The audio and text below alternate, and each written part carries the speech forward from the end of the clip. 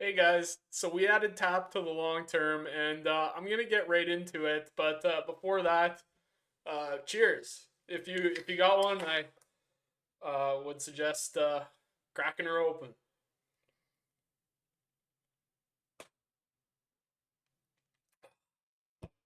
I should buy stocks more often, eh? Okay, jokes aside, let's dive into it. Um, so here's Molson Coors, and I would consider this a new price, right? I bought at $45. And it went down another 2% off my buy, which I wasn't expecting. But this is a price that I would consider a new price. You know, the last time we saw this was the start of 22. And other than that, you know, you had a small opportunity in 2020. But look at this. Look at this, guys. You could have bought it for this price in 2008 or 2012. Like, this thing is clapped. And there's some reasons for that, which I'll dive into, right? Everybody knows this one. I don't really need to touch on it because it's not really that significant. But it's kind of part of this growing trend where um, people are buying less beer. And that's, you know, in part because of healthier alcoholic options or just foregoing alcohol entirely. But this is a very stable company with a solid dividend of 4%. So essentially what that means is you get paid out 4% annually for just holding this. Um, and then if the stock, you know, we're expecting a little bit of a bounce back here because I think the death of the uh, beer world is highly exaggerated, and I'll look into a little bit of that. I wasn't expecting to have so many charts for a video about Coors where I bought, you know, less than $200 of it, but here we are. Maybe another swig here.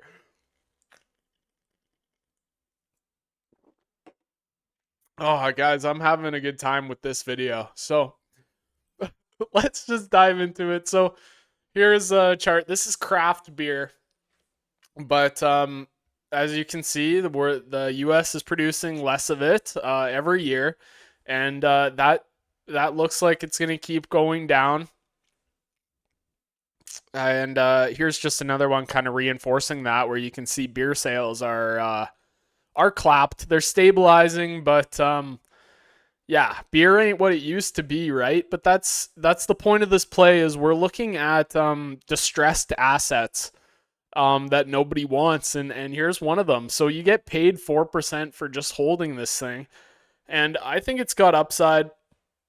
It's even it's even got an opportunity for a merger or a buyout here, because there are still healthy companies in the beverage space, even non-alcoholic. Like I could see PepsiCo maybe diving into a company like this.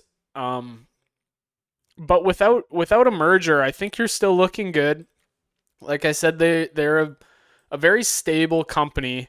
I wouldn't be expecting a move like this.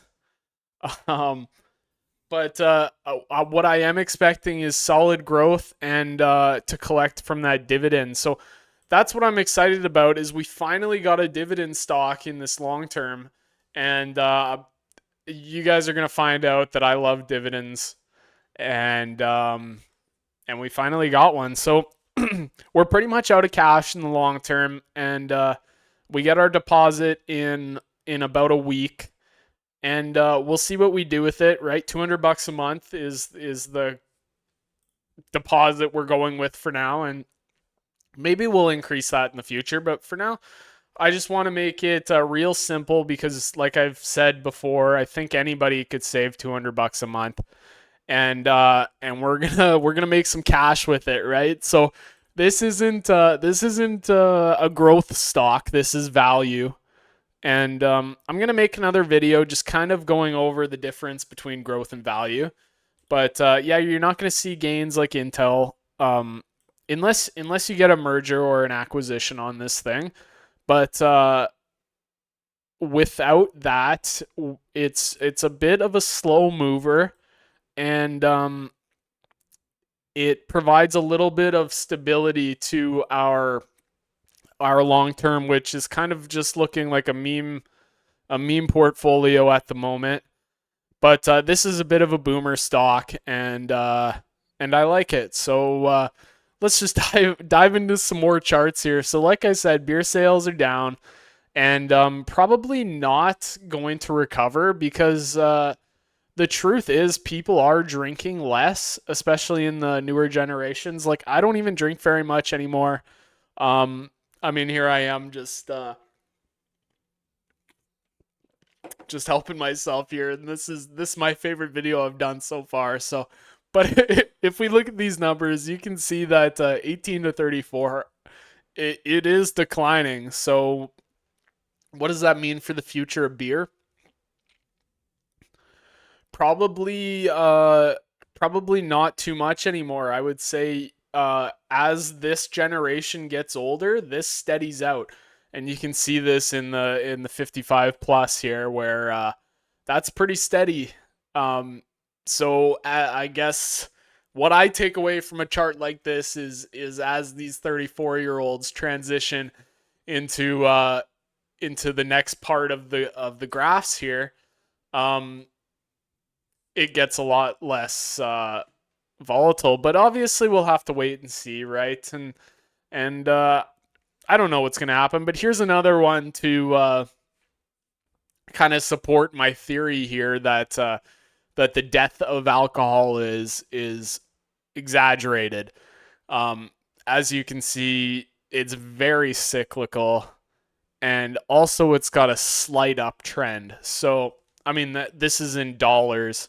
So obviously with inflation and whatnot, you would almost expect to see a little bit more, and that's represented in these ones where the growth is down.